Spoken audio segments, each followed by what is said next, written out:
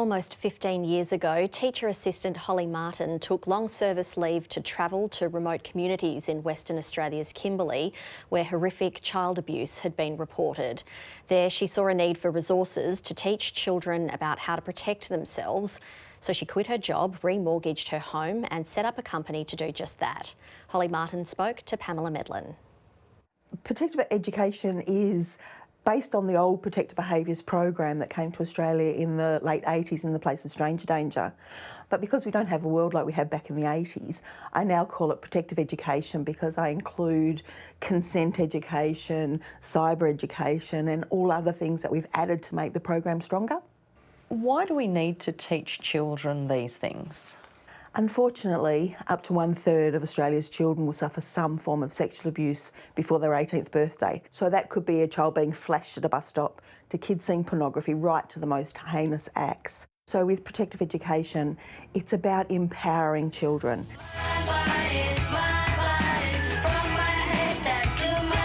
I believe that we need to start teaching protective education from when children are 3 at the latest. It's simply teaching children that no one's allowed to touch your private parts.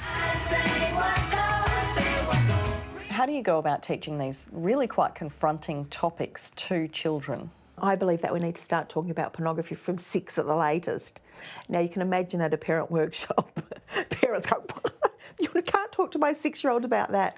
But unfortunately we do. I don't call it pornography with children in primary school. I call them private pictures or private movies. Included in the program is teaching kids about having a safety team, teaching them about their early warning signs, not to keep unsafe secrets.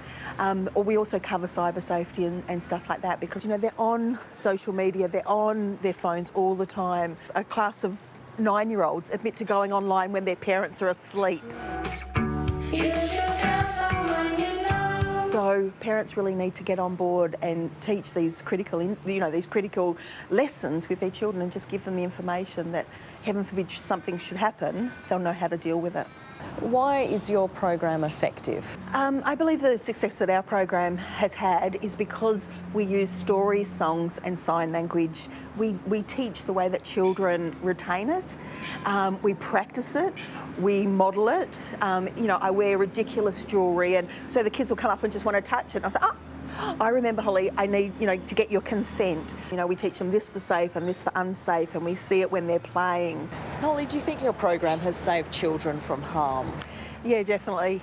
We get feedback from, for instance, the police in Alice Springs will go out and have to take a disclosure from a child and they'll use our specific language in their disclosure and things like that. So we really know that it is impacting and making a difference.